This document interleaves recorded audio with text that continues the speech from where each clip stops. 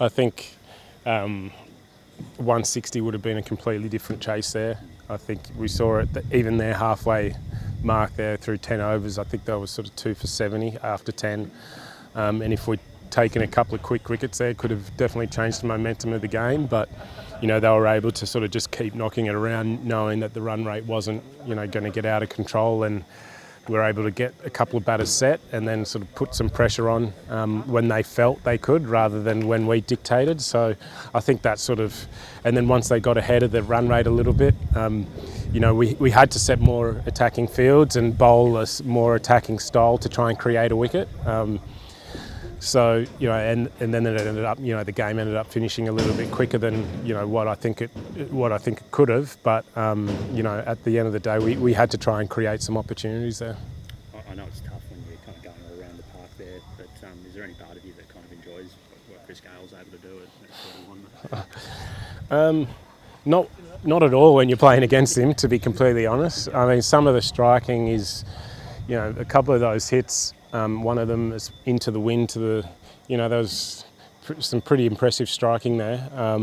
But again, I think he showed even, you know, I think he was sort of 30 off 25, 30 off 28 or something like that at one stage in his innings, and then just, you know, pulled the trigger, you know, and just showed what you can do when you get set. So, you know, and I mean, he's obviously world class, and he has been for a long time. And you know, the way he struck the ball tonight after he got set was pretty incredible. I'd much rather not see it, but you know, from an opposition point of view. But you know, credit to him at that age to still be doing, you know, what he can do. Is very impressive.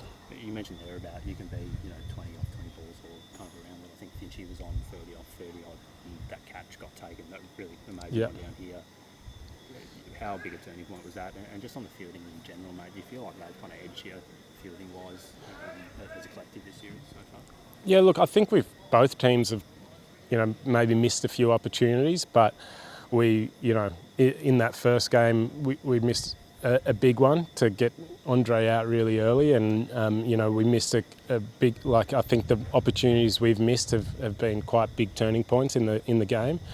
Having said that, we still had a really good opportunity to win in the first game if we'd batted well enough. But yeah, I think, I mean, their energy in the field and their speed across the turf is very hard to compete with, and they're definitely quick enough.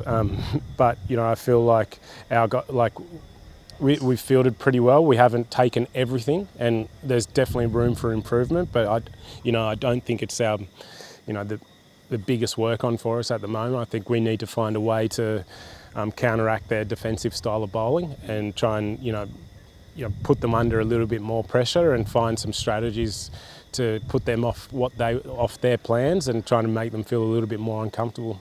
And on the flip side of that, is there an element of your bowlers taking, you know, a leaf out of their book? It looked like tonight they just kind of did away with pace a bit. McCoy only bowled one over. Like, you guys probably had to have the opposite kind of approach, not, didn't you?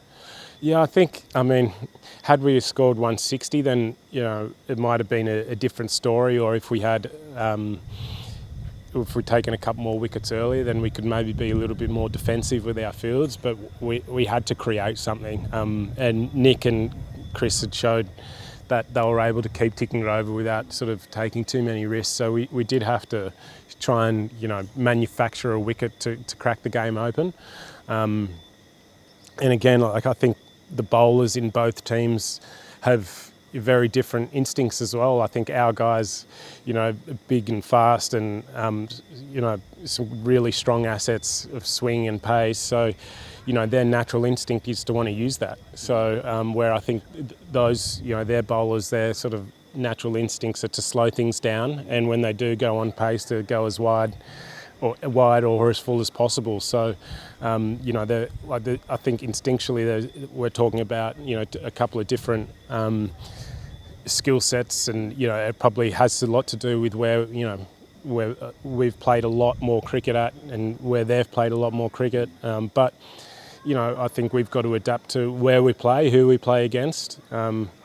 and I think as well, our bowlers have had to bowl to guys like Dre Russell, who are smacking the ball superbly well, and the moment they miss by a little bit, he's taking a full toll. Where we as a batting group haven't been able to sort of match that yet. So that's that's up to us as a batting unit.